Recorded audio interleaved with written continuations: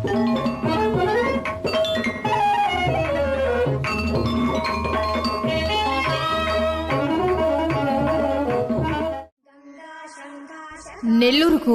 చారిత్రక వైభవం తీసుకురావడంలో రంగనాయకులపేట ప్రాధాన్యం ఎంతో ఉంది. తలపగిరి రంగనాథుడు శేష శయనంపై పవలించి పెన్నా నదిని చూస్తాడు. ఈ స్వామి పేరుపై ఈ ప్రాంతానికి రంగనాయకులపేట అనే పేరు వచ్చింది. రంగనాథ స్వామి ఆలయం గురించి 1078 నుంచి కొంత చరిత్ర లభిస్తోంది. ఈ అంచనా ప్రకారం అప్పటి నుంచి ఈ ప్రదేశం ప్రజలకు ఆవాసంగా మారింది. నీటి వసతి పక్కన జనావాసాలు పెరుగుతాయనే వాస్తవికతకు రంగనాయకులపేట నిదర్శనం. నెల్లూరు తొలినాళ్లలో 4 ప్రాంతాలుగా అభివృద్ధి చెందింది. అవి మూలాపేట, కోట, రంగనాయకులపేట, నవాబుపేటగా పేర్కొంటారు. వీటిలో కోట ప్రాంతం నెల్లూరు మధ్యలో ఉండగా ఓవైపు మూలాపేట, మరోవైపు నవాబుపేట అభివృద్ధి చెందాయి. రంగనాథుని క్షేత్రంతో రంగనాయకులపేట ప్రథమంగా ప్రసిద్ధి చెందింది. రంగనాథస్వామి ఆలయం, దాని ఎదురుగా ఉన్న సన్నిధి వీధిని రంగనాయకులపేటగా పూర్వం పిలిచేవారు. ఈ సన్నిధి వీధి ప్రస్తుతం సెట్టికుంట రోడ్డులోని రైస్ మిల్ వరకు ఉండేది.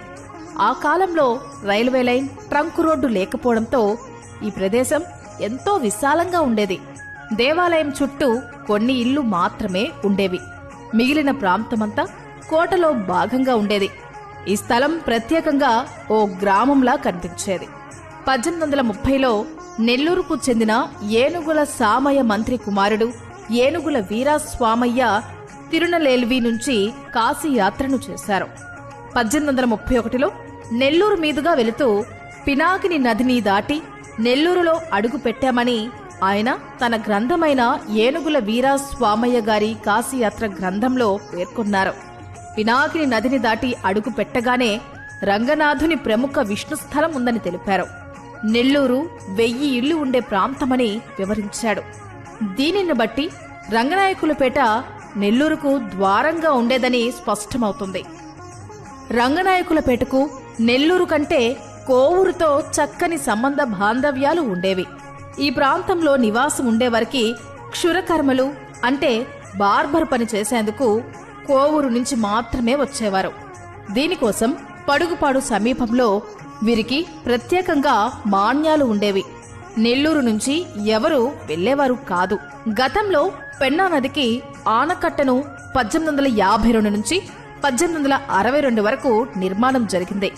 ఆనకట్ట నిర్మాణానికి ముందు ప్రజలు అవతల వైపునకు వెళ్లాలంటే రంగనాయకులపేట మీదుగా గాని, ప్రస్తుతం బిఈడి కళాశాల ప్రదేశానికి వెనుక ఉన్న పీర్ల రేవు నుంచి నదిని దాటేవారు.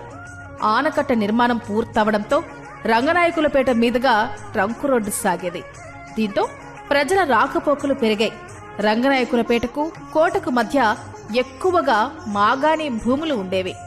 ఈ క్రమంలో రంగనాయకులపేట నుంచి కోట మధ్యలో పలు సత్రాలను ప్రజల వసతి కోసం దాతలు ఏర్పాటు చేశారు.